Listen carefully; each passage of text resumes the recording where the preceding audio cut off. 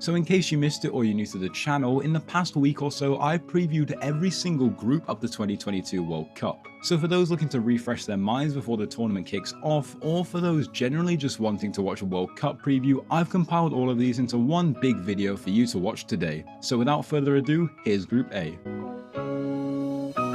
Anyway, in Group A we have quite a lopsided talent distribution with Qatar, Ecuador, Senegal and the Netherlands competing, and we'll start off by looking at our hosts, Qatar. As for Qatar's journey to the 2022 World Cup, well, they didn't have one because they were hosts, unless you count all the miles travelled handing brown envelopes to FIFA officials. Anyway, Qatar are currently ranked 50th in the FIFA World Rankings, which is a boom of 63 places from when they were announced as the hosts in 2010. This has blown up due to the increasing quality of Qatari players, which culminated in their Asian Cup triumph on home soil in 2019. Former Barcelona youth coach Felix Sanchez also spearheaded Qatar to a semi-final in the Gold Cup last year, so Qatar may actually spring a few surprises this tournament with their surprisingly effective counter-attacking football. That being said though, their form in friendlies as of late has been absolutely abysmal, with a 2-0 defeat to Canada and a 4-0 defeat to Ireland both standing out. However, of course they have some talent, such as the experienced Akram Afif and especially Almoez Ali, who broke the record for the most goals scored in a single Asian Cup tournament in 2019 with 9 goals. As for any key omissions from their squad, there aren't really any, or any that the media and myself know of, because all their players play in the Qatari Stars League, and that's mainly because this is their first ever tournament, which they never really should have hosted because of their footballing pedigree, but hey ho. Qatar is certainly the most unknown side in the whole tournament, and it will be really interesting to see how they fare on opening day. And the team trying to overcome the Qataris on November 20th is of course CONMEBOL side Ecuador. The equatorial nation surprised absolutely everyone in their qualifying campaign, coming 4th in the CONMEBOL standings, beating the likes of Colombia and Peru to automatic qualification. They made their home stadium a fortress, picking up a point through sturdy defensive displays against both Brazil and Argentina, while also shocking Uruguay 4-2. Their last Copa America campaign, however, was quite disappointing, as Argentina smashed them 3-0 in the quarterfinals despite a solid group stage showing. Also, as of late, former Boca Juniors manager Gustavo Alfaro has Ecuador playing some relatively monotonous yet also somewhat effective football, having scored 2 and conceded none in their last 6 matches. Ecuador's boring results don't reflect the exciting nature of their players whatsoever though, with Brighton stars Pervis Estepinian and Moises Caicedo being the young highlights of a squad balanced by the experience of Enner Valencia and Angel Mena. However, Ecuador are yet to actually release their squad, so there are no notable exclusions that I can mention as of today, though with no major injuries you can expect an Ecuador side that's full of life and ready to fire.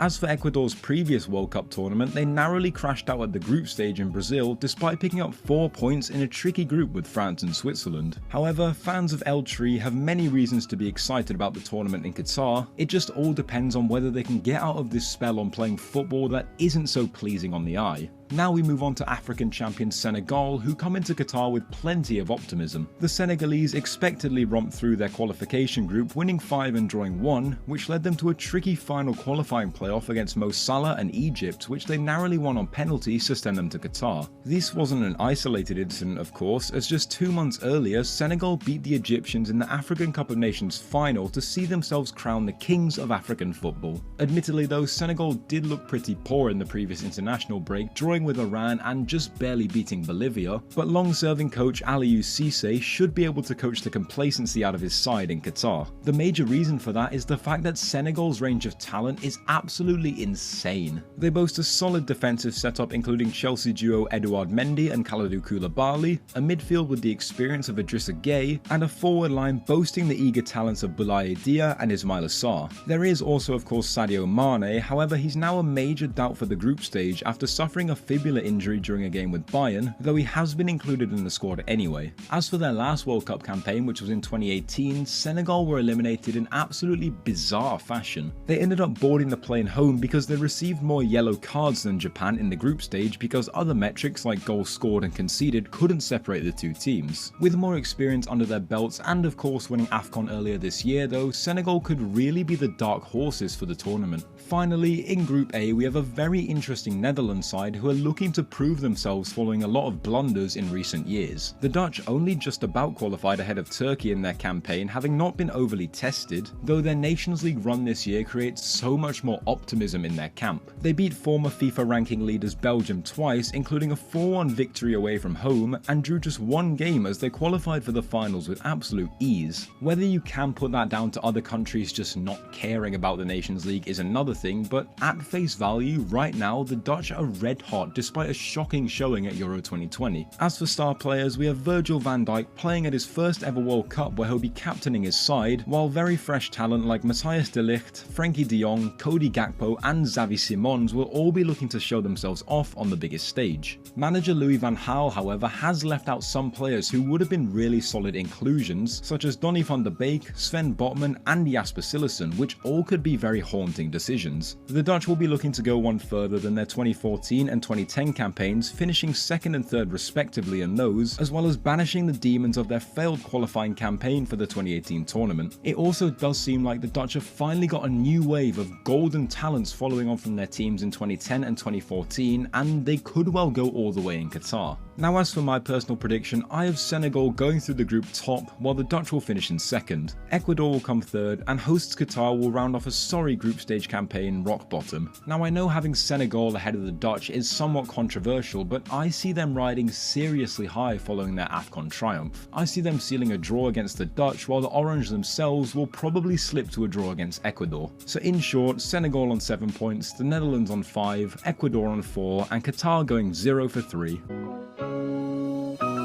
So in Group B, we have an incredibly hostile set of teams with England, Iran, USA and Wales all set to battle it out for the 2 spots in the round of 16. Let's start out by taking a look at England, who, to be honest, come into this tournament with a very mixed bag of emotions. The World Cup qualifiers, as normal nowadays, were quite straightforward for the Three Lions, who went unbeaten in their 10 games in an admittedly easy group, but their recent Nations League campaign is seriously concerning to say the least. England finished rock bottom of their group, failing to win a single game and facing humiliation such as a 4-0 battering by Hungary, while their comeback draw against Germany in their most recent game provided a lot of hope for Gareth Southgate's sides. A lot of really worrisome signs are still present. Then again, that man as a manager appears to be absolutely incredible during tournaments, so really who knows. Some of those who are key to Southgate's success are the formidable trio at the back of Maguire, Stones and Pickford, while both Harry Kane and Raheem Sterling both showed how crucial they are at Euro 2020. However, the gaffer's recent squad selection has caused a lot of controversy as he elected to leave out all of Fikayo Tomori, Ivan Toney and Jadon Sancho, who are certainly all World Cup standard. Nonetheless, the English will be looking to go even further than they did in 2018 when they were beaten by Croatia in the semis, and their run to the final at Euro 2020 should be a major momentum boost for them. English fans are currently quite divided over Southgate and his team, but that could all change for better or for worse in Qatar. Moving on to Iran, and despite the controversy that surrounds them even being in this tournament still, their fans back at home still have so much to look forward to. This Iranian side finished top of their qualifying group, which consisted of challenges such as South Korea, Iraq and the UAE, and they've even beaten Uruguay 1-0 in a friendly and held Senegal to a draw. While an absolutely shambolic turn of events saw former manager Dragan Skocic sacked, reappointed and then sacked again within the space of a couple of months, Iran's former managerial hero Carlos Queiroz will hope his side's recent strong form will hold up in Qatar. Striker Mehdi Taremi will be looking to fire Team Melli through Group B, and you might remember him from his incredible bicycle kick against Chelsea in the Champions League last year. He's likely to form an excellent partnership with Sardar Azmoun, while Alireza Jahanbakhsh will be supplying them from the wings. While there was a lot of government pressure on Queiroz to drop Azmoun due to his replies to the regime about the protests, he remains in the squad. The only major miss for Iran is Omar Ebrahimi, who misses out due to an injury. Iran will now be looking to build on a strong 2018 campaign when they held their own in a group with Portugal and Spain and look to reach the knockout stages for the first time in 7 attempts. However, political issues may prove a bit too distracting for a side which, barring that, have looked very promising in the last couple of years. Now for the case of the United States, and to be honest, I have zero clue how this is going to go for them. They hardly scraped into the tournament, having beaten Costa Rica on goal difference to condemn them to the qualifying playoffs, looking looking shoddy against opposition of similar quality. The Americans have also looked relatively poor in recent friendlies, but the one thing that swayed me the other way is their Gold Cup and Nations League runs in 2021, where they managed to beat Mexico in the final both times with very mature performances. Manager Greg Berhalter does appear, however, to have a very difficult task ahead of him, which is getting those players back up to the standard that they were for the tournament in Qatar. Some of the big hitters in the American squad include the captain Christian Pulisic, who can dazzle up front with the likes of Brendan Aronson, all while a pivot of Weston McKennie and Tyler Adams sounds astonishing on paper. Then again, Berhalter has left out the experienced heads of Zach Steffen and John Brooks, while Miles Robinson and Sam Vines, who could well have started, are both out with injuries. Nevertheless, the young squad will be looking to one-up their last campaign in 2014, where they lost in the round of 16 to Belgium despite Tim Howard's heroics, and of course avenge their failed 2018 qualifying campaign.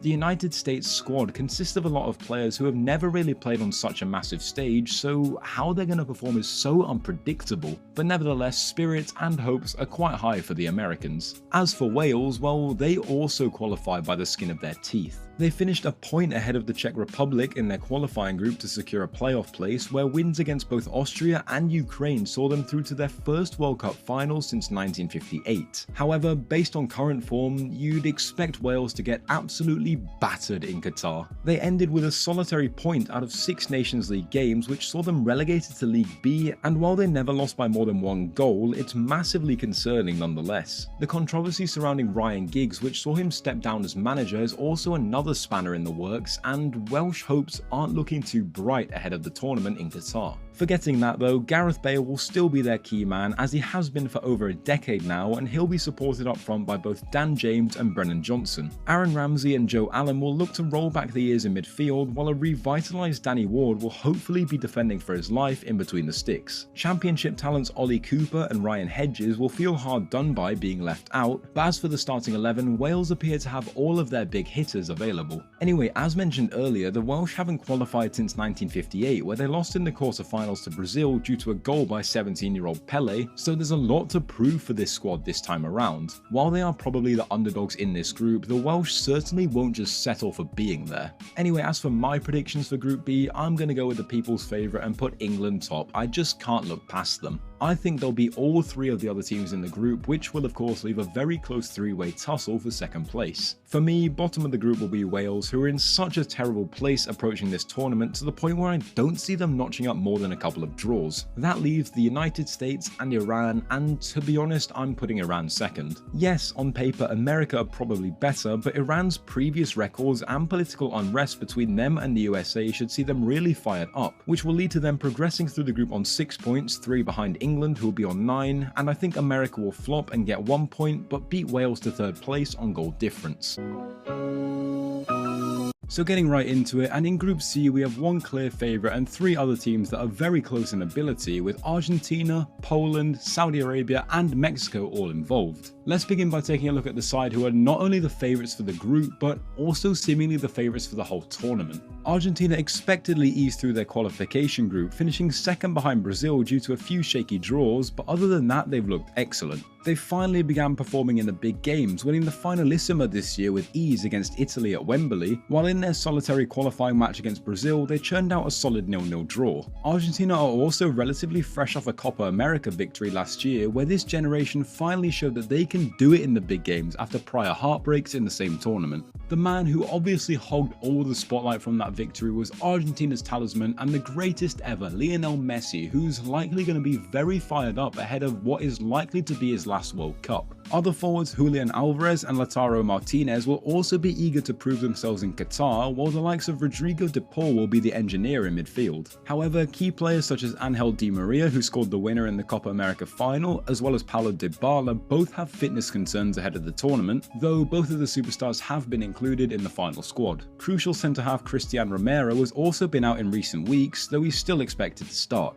Argentina will be looking to go further than their round of 16 exit to eventual winners France in 2018 as they look to bring the spirit of 1986 with them to Qatar. Lionel Messi's last dance has many anticipating Argentina as tournament winners due to what a fairy tale it would be, though only time will tell whether he and his team will either thrive or falter under such pressure. Now we move on to Poland, a relatively unpredictable team in any major tournament and a team who come into this tournament with suitably topsy-turvy form. Poland were placed in a qualifying group with England, which in itself would be difficult to automatically qualify out of, and they expectedly finished second and were sent to the playoffs. There, they got a bye into the final due to Russia's expulsion, and they ended up beating Sweden 2-0 to send them to Qatar, which should have been a major momentum booster. However, they looked horrendous in the Nations League this year against any opposition that's even slightly better than them, with a particular highlight being a 6-1 defeat to Belgium. 2 victories against Wales gave them some reassurance, but things aren't looking too sparkly as of now. Nonetheless, Robert Lewandowski will look to be firing up front to get rid of his typical tournament demons with both Milik and Piatek behind him, while Wojciech Szczesny will be solid in between the sticks. Piotr Zielinski will look to be the main man in midfield, while Mati Cash and his newfound Polish roots will be bombing up and down the right flank. Goalkeeper Bartolomiej Dragowski misses out due to a horror injury which he suffered while playing for Spezia last week, but Szczesny leaves Poland in very safe hands. Last time out in the 2018 World Cup, Poland finished rock bottom of a group they'd have been expected to do much better in as they picked up just 3 points, so they have a lot to prove this year. Manager Czesław Michniewicz will be looking to get his first major tournament underway in style despite his football being both dull and ineffective thus far, though in my mind there's no doubt that Poland have a very tough time ahead of them. As for Saudi Arabia, well, they'll be looking to qualify for the round of 16 for just the second time in their history, and hopes have been very high since Hervé Renard was appointed in 2019. The Saudis qualify with absolute ease, losing just 1 game out of 18 despite having to face the likes of Japan and Australia in their campaign, and their form in friendlies as of late has proved that they have a formidable back line despite such a lack of attacking threat. Saudi Arabia have more than held their own in friendlies against Colombia and the United States, whilst also picking up wins against North Macedonia and Iceland lately. Some players who have been key to the recent Saudi resurgence include winger Salem Al-Dosari, who look to produce even more magic on the left, while Sultan Al-Ghanam and Yasser Al-Shirani provide a major threat as wingbacks. They are, however, without the speedy winger Fahad Al-Muwallad, who failed a doping test earlier this year and was hence dropped from the squad. Nevertheless, Saudi Arabia have a physically frail yet incredibly speedy and technical squad who could inflict a lot of damage on their opposition. They'll be looking to bounce back from a shocking 2018 campaign where 2 defeats in 2 games saw them the first team to be sent packing, and Hervé Renard appears to have corrected a lot of the defensive weaknesses on display in that tournament. Whether Saudi Arabia will progress out of this group through pure defensive might is another thing, but things look a lot better for them this time around nonetheless. Finally, in Group C we have Mexico, a team who seem to get a kick out of being disappointing in the big moments. The Mexicans, as always is the case nowadays, qualified for the World Cup with relative ease, finishing second in the CONCACAF group behind Canada on goal difference. However, while Mexico did look good in their qualification campaign, they've absolutely folded in half when faced with any sort of opposition of similar level in the past few months. A 3-0 defeat to Uruguay and a 3-2 defeat to Colombia, both at home, are particular highlights as of late, and final defeats to the USA twice in 2021 in both the Nations League and the Gold Cup seriously harm their reputation for big games. Irrespective of that though, Mexico do have some incredible talent among them, with Guillermo Ochoa sure to provide cat-like protection in between the sticks, while Ajax duo Edson Alvarez and Jorge Sanchez will likely be on the team sheet. The experience of both Hector Herrera and Andres Guardado will bring maturity to the Mexican midfield, who'll be looking to supply both Chucky Lozano and Raul Jimenez up front. Cult hero Javier Chicharito Hernandez was snubbed from the squad, but without any major injuries, Mexico have their best 11 out in Qatar. The Mexicans are eager to improve on their round of 16 finish in Russia 4 years ago, where they were eliminated by Brazil, and this tournament provides an excellent opportunity to do so. However, spirits have been dampened in the Mexican camp as of late, and whether they can overcome this rut in time for their games in the group stage is a very intriguing prospect. Anyway, as for my personal predictions for Group C, and I'm not looking past Argentina here. I think they'll beat Poland and Saudi Arabia with relative ease and end up drawing against Mexico, who I'm putting down in second. From there, the battle between Poland and Saudi Arabia will really be the battle of who's more useless, and I think Poland win that. Saudi Arabia have looked relatively solid as of late, and I see them scraping ahead in third on goal difference, while I swear on my life they'll draw 0-0 with Poland. So Argentina first on 7 points, Mexico second on 7 due to a worse goal difference, while the other two both on 1 point each, with Saudi Arabia coming third due to goal difference.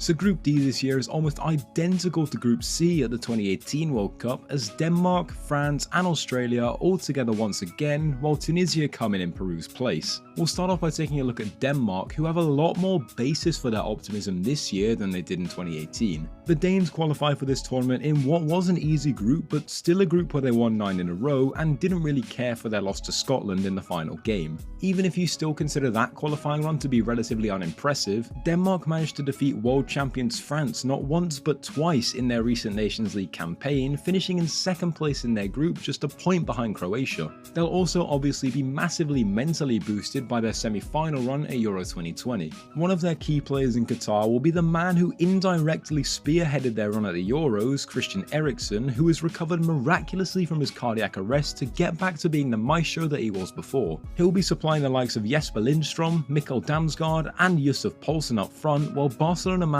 Andreas Christensen guards at the back. Midfielder Philip Billing has been surprisingly left out despite starring for Bournemouth this season, while veteran man Yannick Vestergaard will also be watching from his sofa. Denmark are aiming to carry their Euro 2020 momentum with them into this tournament, as they want to go further than the round of 16 defeat they suffered to Croatia last time out, and Kasper Hjulmand is more prepared than ever to make that happen. Denmark look poised and ready to make this group their own, and the fans back at home have plenty of reasons to be excited. Moving on to African side Tunisia, who are competing in their 6th World Cup as they look to get out of the group stage for the first time. The Tunisians only just qualified for the tournament, beating Mali 1-0 over 2 legs to secure their spot in Qatar after a solid showing in their preliminary groups. The Tunisians have also impressed in some minor competitions as of late, reaching the final of the FIFA Arab Cup where they narrowly lost to Algeria, as well as winning the Kirin Cup where they demolished a full-strength Japan side in the final after taking Chile to the cleaners just before. Yes, they most recently got whacked 5-1 by Brazil, but as an isolated incident, that game really shouldn't deter the Tunisians. They've got one of the oldest and most experienced squads at the World Cup, but still possess the young blood of Hannibal Mejbri in midfield, while FC Köln man Elias Shaqiri is almost guaranteed to start. Journeyman Wabi Kazri brings the flair to the team up front, while Yusuf Msakni and Naim Sliti should excel down the wings. Saif Eddine Kawi will feel hard done by, as the man plying his trade in France has been left out the squad, but relatively new head coach Jalal Kadri appears to have his team organised and raring to go. In 2018, Tunisia crashed out in the group stages after they were dealt a tough hand, being beaten by both England and Belgium in their first 2 games to send them home very quickly. Their victory against Panama in the final game instilled some belief in the side, but you best believe that there's a lot more inside of them after their recent performances. Now, as for world champions France, the optimism within their camp surprisingly appears to not be too high. Sure, they went unbeaten in their qualifiers and emerged victorious in the Nations League last year, but it's this year's version of the latter tournament that has a lot of Les Bleus concerned. They picked up just 5 points in 6 games, with their only win coming against Austria at home as they plunged to a 3rd place finish, barely avoiding relegation. Euro 2021 was also massively disappointing for the French, as they crashed out on penalties in the round of 16 following a crazy game against Switzerland, so right now things are quite shaky to say the least. That being said though, France no doubt have the absolute best team on paper. Real Madrid stars Eduard Camavinga and Aurelien Tchouameni are expected to dominate their midfield battles, while a devastating front 3 of Ousmane Dembele, Karim Benzema and Kylian Mbappe is likely to be deployed, which would terrify absolutely anyone. At the back, there's also the likes of Theo Hernandez and William Saliba, but when you look a little bit deeper, France are actually missing a lot of their big hitters. Presnel Kimpembe, N'Golo Kante, Paul Pogba, Mike Maignan and Christopher Nkunku are all certainly out, while Raphael Varane and Karim Benzema are still racing to be fit.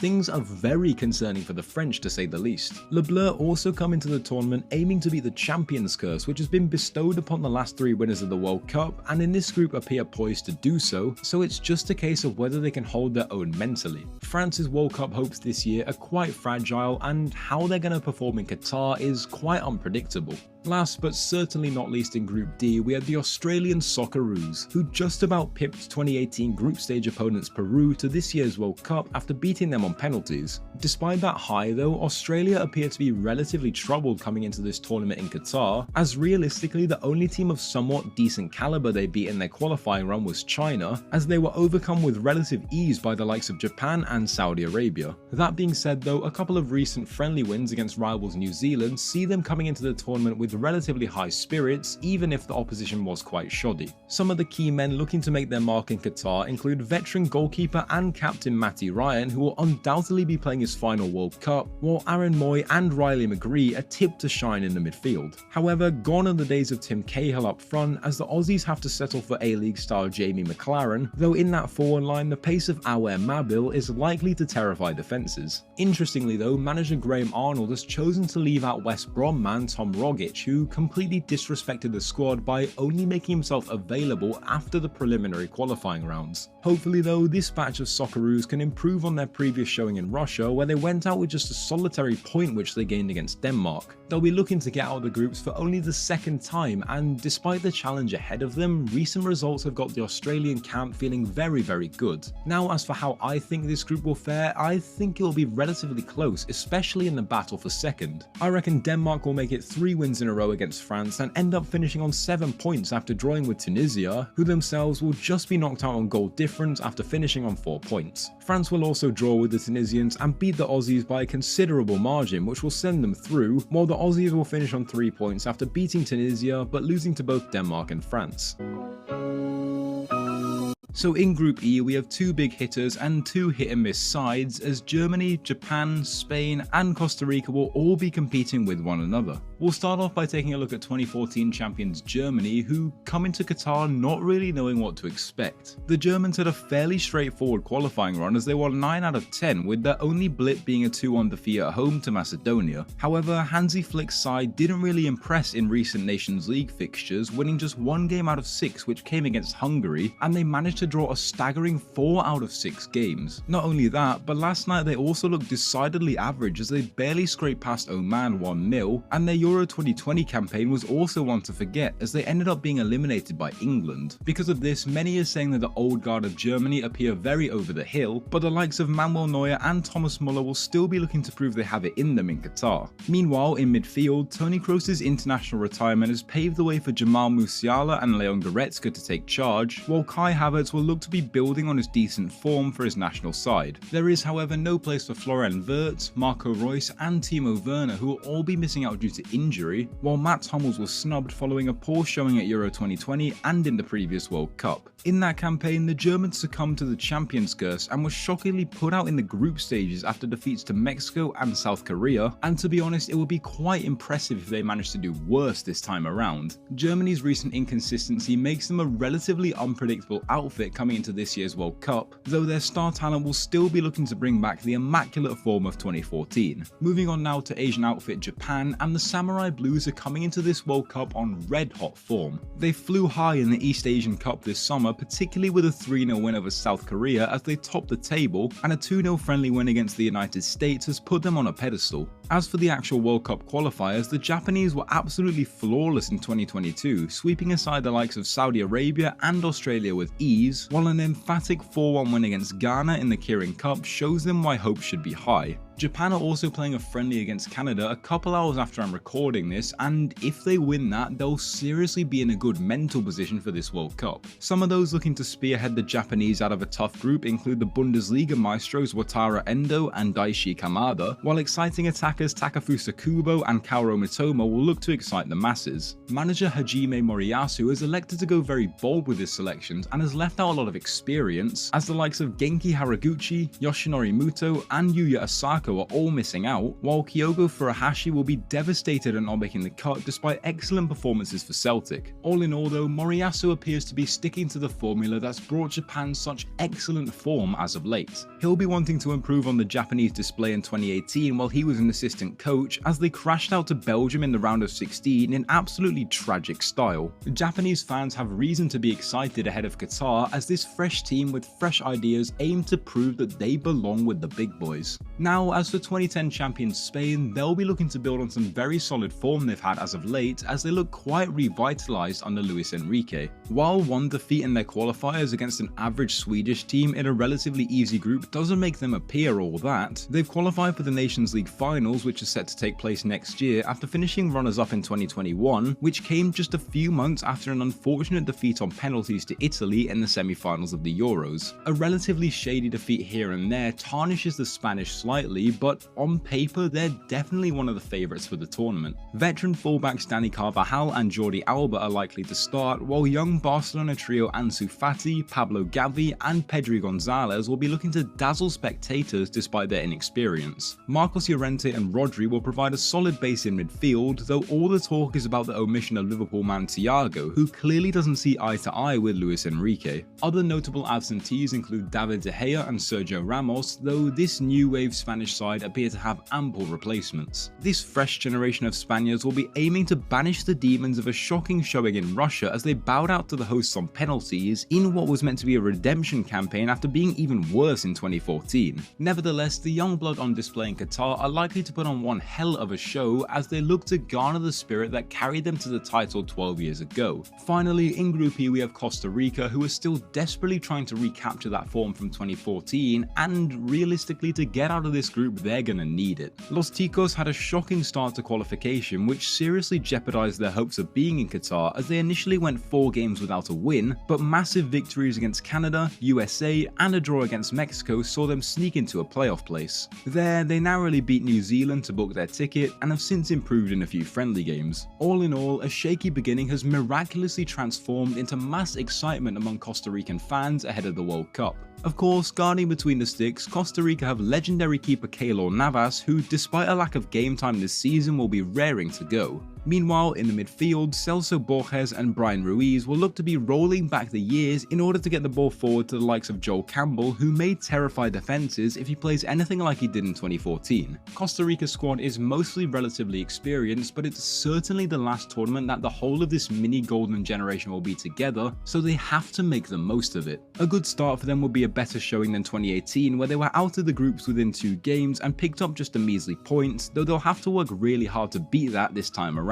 Los Ticos realistically appear to be in a lot of trouble despite their recent resurgence, and the fans will really have to be their 12th man if they're to stand any chance of getting out of Group E. Anyway, as for my predictions for Group E, and I seriously think there's a shock on the cards here. I'm going to have Costa Rica finishing rock bottom on 0 points while getting battered in the process, while Spain will top the group on 7 after beating Germany and Costa Rica while drawing with Japan. Now, as for the actual shock element, I have Japan going through the group unbeaten, as they hold both the top dogs to a draw, and Germany will go out on just 4 points despite a big win against Costa Rica. I just can't see the Germans performing well in this tournament under any circumstance, and Japan's incredible form right now is a major factor in my decision.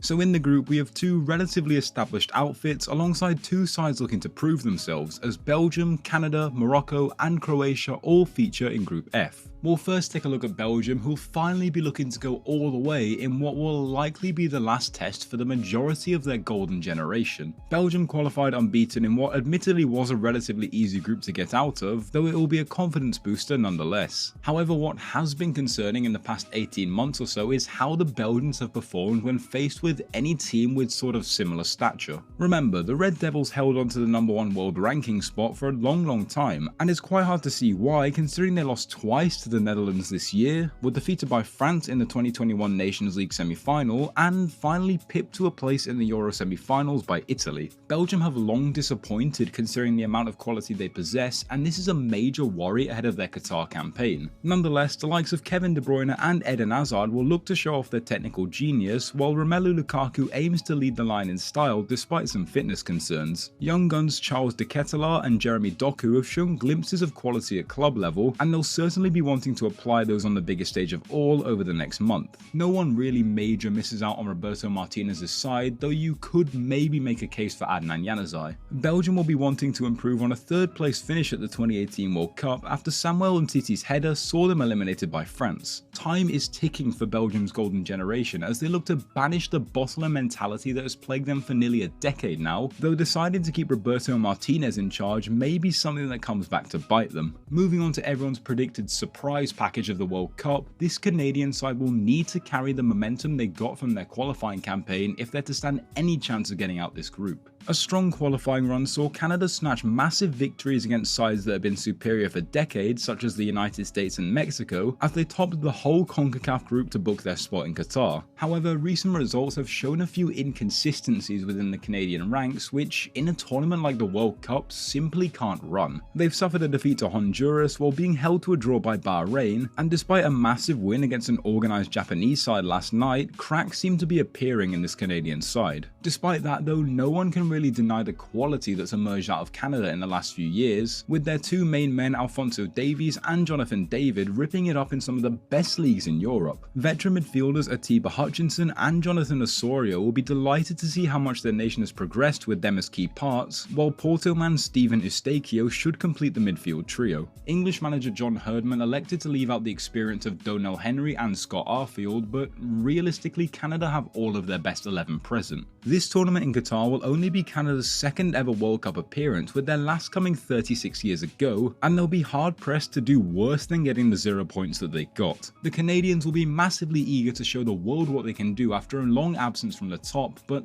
whether that's enough to actually get out of the group is another story. As for Morocco, they'll feel relatively hard done by as they've been put into the group of death again, but there's still plenty of optimism in the air. They absolutely destroyed anyone in sight during their qualifying campaign as they went 6 for 6 in the preliminaries while conceding just 1 goal and scoring 20 before seeing off the Democratic Republic of Congo 5-2 on aggregate in the final playoff. A 3-0 battering of Georgia last night has added to their plethora of strong defensive and attacking performances as of late, with a 2-0 victory against Chile being another highlight. Despite that though, they've been relatively poor when faced with big challenges like Egypt in the AFCON quarter-final, which will undoubtedly be a massive worry for manager Walid Regragui. Nevertheless, the Moroccans still boast star talent like red-hot striker Youssef En-Nesyri as well as world-class PSG fullback Achraf Hakimi. Yassine Bounou, or Bonu, will also be displaying his quality in between the sticks as the flair of both Sofiane Boufal and Hakim Ziyech shall enthrall onlookers. Despite the relative quality of the squad though, there's still a massive gap that exists, as playmaker Amin Harit unfortunately misses out after his knee was absolutely mashed last week. Former Barcelona man Munir El Haddadi also misses out despite consistent playtime in La Liga, which to be fair is also a testament to the quality that Morocco possess. As I mentioned though, they've been thrown into another group of death after their elimination in 2018 due to facing both Spain and Portugal. In what is only their 6th World Cup, this mini Moroccan golden generation will really be looking to get out of the group stage for just the second time, though they're really going to have to ramp it up if they're to stand a chance. Finally, in Group F we have 2018 runners-up Croatia, whose golden generation will also be having their last dance, much like Belgium's. Croatia's status as top seed saw them granted a straightforward qualifying group, though they still made a meal out of it, finishing just 1 point ahead of the expelled Russian side in the end. Their solitary defeat to Slovenia in the opening game was concerning, but they still prevailed and have even reached the Nations League finals this year despite being lumped into a group with both France and Denmark. A relatively good mood seems to be present in the Croatian camp after their 1-0 win against Saudi Arabia a couple nights ago, and despite random inconsistencies like a 3-0 defeat to Austria as well as a poor Euro 2020 campaign, this Croatian side will come into Qatar feeling relatively confident.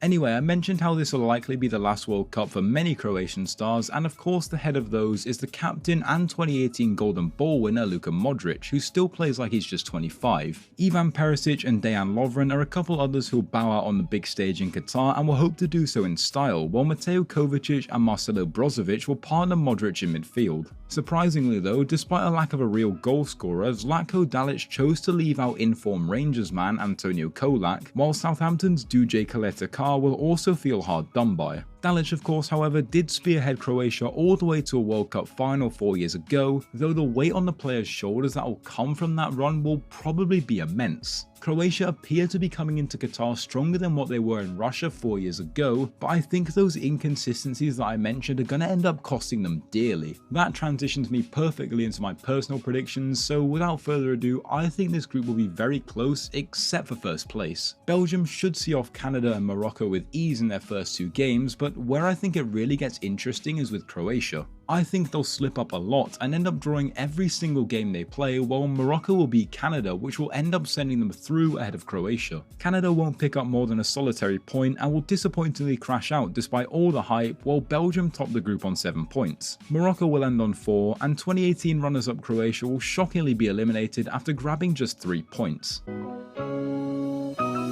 So Group G provides us with almost the exact same as what Group E did in 2018, as Switzerland, Brazil and Serbia are all pitted against each other once more, while African side Cameroon round it off. We'll start off by taking a look at Switzerland, who travelled to Qatar in form that could be considered relatively ambiguous. When I say that, I mean it in the sense that they absolutely cruised through their qualifiers, even finishing ahead of Italy as they held the Azzurri to a draw twice, but at the same time they lost 5 games in a row when 2022 began. They then went on to win their next 3 games, completing massive upsets against both Spain and Portugal, but then lost 2-0 to Ghana just a few days ago. They've been super inconsistent, and it's seriously difficult to predict how this one will go for the Swiss. However, a valiant performance despite defeat against Spain in the Euro 2020 quarter-finals after beating France the round before should be a good confidence booster considering the occasion. The Swiss possess a strong back line, which is supported by the excellent Jan Sommer in goal, as Manuel Akanji and Nico Elvedi will look to general the back 4. Dennis Zakaria should provide solid cover despite his lack of game time at Chelsea, while further ahead in midfield will be Frankfurt man Djibril Sow. However, Kevin Mbabu has been dropped after being underwhelming for Fulham this season, while Mario Gavranovic also misses out, but aside from that, the Swiss are looking at their absolute strongest. They'll be desperately wanting to reach the quarter-finals for the first time in 68 years after a 1-0 defeat to Sweden in the round of 16 saw them eliminated at the first knockout phase once more last time around. Manager Murat Yakin will be looking to start his first ever international tournament off with a bang, and with a relatively strong squad, the Swiss are seriously poised to do so. Moving on to African side Cameroon, and they'll be wanting to show the world that there's more to them in a footballing sense than just Samuel Eto'o after they failed to qualify in 2018.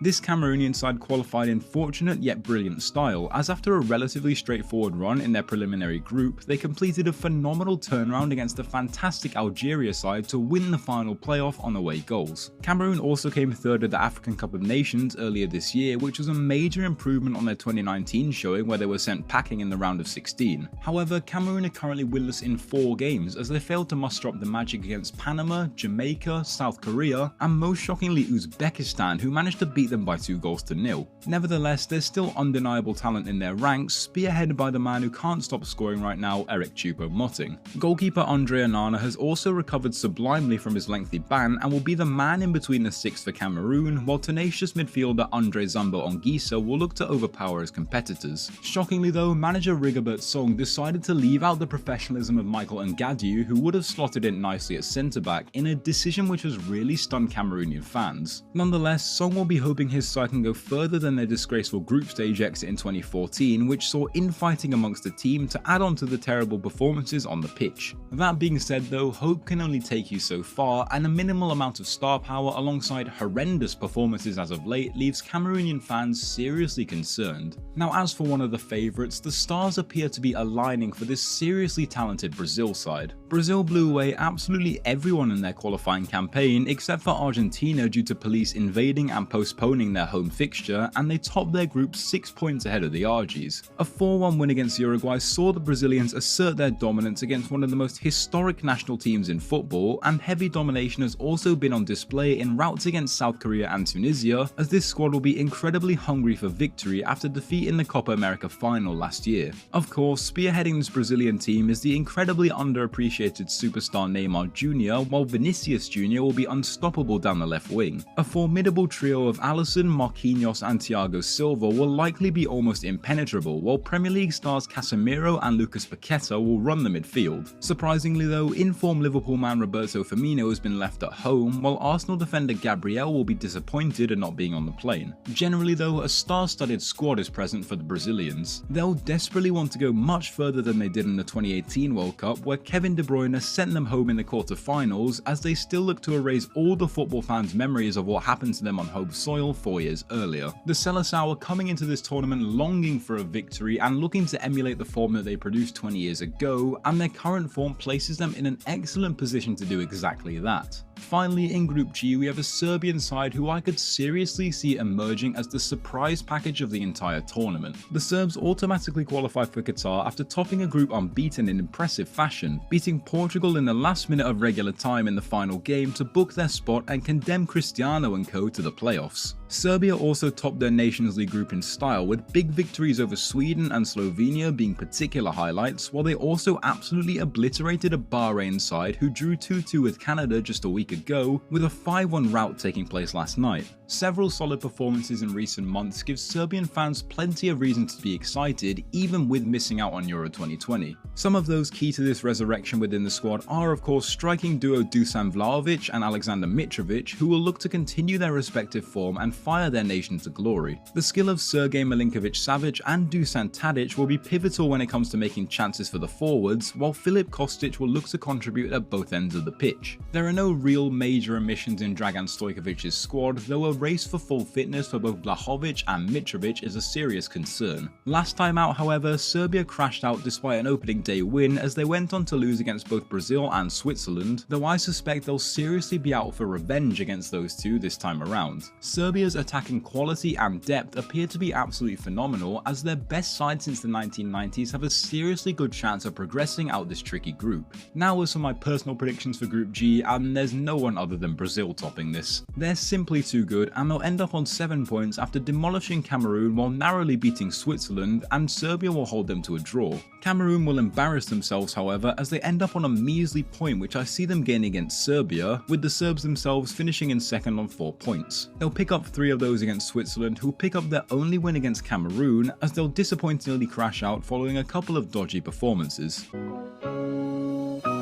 Welcome to Halftime Football, where today, in the finale of an 8-part series, I'll be previewing Group H of the 2022 World Cup. So in Group H, we have a few ties with teams seeking vengeance, as Uruguay, South Korea, Portugal and Ghana make up the numbers in a group filled with animosity. We'll start off by taking a look at the first ever winners of the World Cup, Uruguay, who honestly have fallen off dramatically from the height of being world champions. La Celeste come into Qatar after a relatively disgraceful qualifying campaign, which to be fair to them was enough to see them through, but horrendous defeats like a 3-0 battering against Bolivia, a 4-1 drubbing by Brazil and a 3-0 loss to Argentina are massive blemishes as they enter the World Cup. A defeat at the hands of Iran in September also planted yet another seed of doubt in Uruguayan minds, and their quarterfinal exit in the Copa America was yet another mood killer. All in all, Uruguay's form coming into the 2022 World Cup has been nothing short of disgraceful, and this could lead to even more humiliation in Qatar. Of course though, Uruguay have and have always had talent, with this generation's stars Luis Suarez and Edinson Cavani looking to shine in what will certainly be their last World Cups. Either of those playing up top will see Liverpool man Darwin Núñez pushed out to the left wing, while Fede Valverde will look to echo the performances he's been producing for Real Madrid. However, star defender Ronald Araujo's fitness is quite doubtful despite being included in the squad, but other than that, no one really major misses out. The Uruguayans will want to go further than the quarter-final spot they achieved in 2018, where world champions France knocked them out, as manager Diego Alonso takes charge of his first major tournament. Uruguay's squad however do appear old and outdated, and recent form doesn't really indicate that any sort of magical run is going to happen in Qatar. Moving on to one of the 6 Asian teams at this year's World Cup, and South Korea arrive in Qatar with relative optimism considering recent results. In the AFC qualifiers, the Koreans played in splendid style, losing just 1 game in the final group round, which even then came after they'd already qualified. A win and a draw against the Iran side who topped the group and appear in red-hot form will be a confidence booster, especially when facing Uruguay, as the Iranians themselves have recently defeated La Celeste. Friendly matches have also seen Korea beat the likes of Cameroon and Iceland in solid performances which have certainly given them plenty of hope ahead of the World Cup. As always, Korea's main man will be national hero Heung-min Son, who despite patchy form for Spurs this season will undoubtedly be a massive thorn in the side of any back line.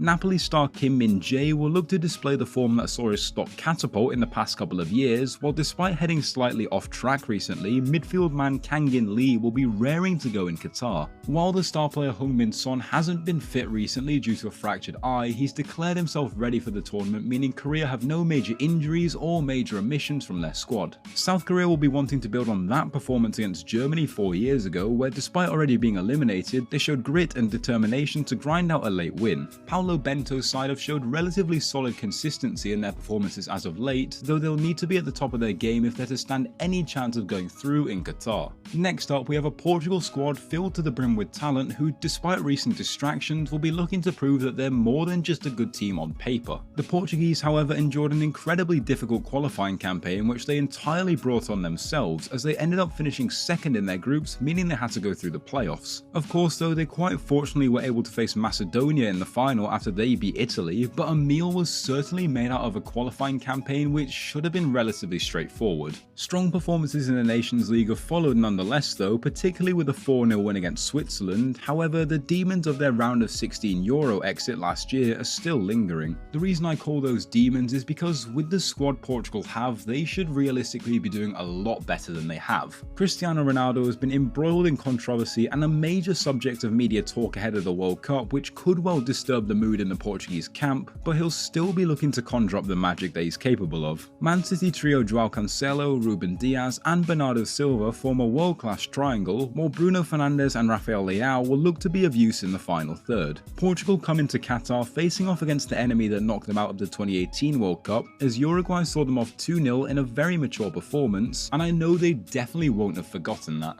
Despite inconsistent form, this incredibly talented Portuguese side are poised on paper to win their first ever World Cup, though the archaic and outdated tactics of Fernando Santos could well hinder that. Now for the final team of Group H and the final team of the tournament for me to preview, the Black Stars of Ghana return to the World Cup after missing out 4 years ago. However, the Ghanaians come to Qatar in, simply put, terrible form, as they barely even scraped into the tournament in the first place. They only just got through the preliminary group on goal difference before away goals saw them through against Nigeria in the playoffs, and in another shocking set of displays, they were seen off in the group stage of AFCON earlier this year. A recent 2-0 win against Switzerland will be a morale booster for the Black Stars, but looking at their general form over the past year, Ghana will need nothing short of a miracle to progress from Group H. Then again, of course they have those looking to create that miracle, including young gun Kamaldeen Sulemana, who should be present in a forward line which includes the newly declared Ghanaian Iñaki Williams. Thomas Partey and Mohamed Kudus will form 2/3 of what on paper appears to be a very strong midfield, while the likes of Tariq Lamptey and Mohamed Salisu will be wanting to maintain a strong defensive record. Jojo Wallacott, who is likely to start in goal for Ghana, misses out through injury, but manager Otto Addo hasn't really sprung any surprises with his squad in general.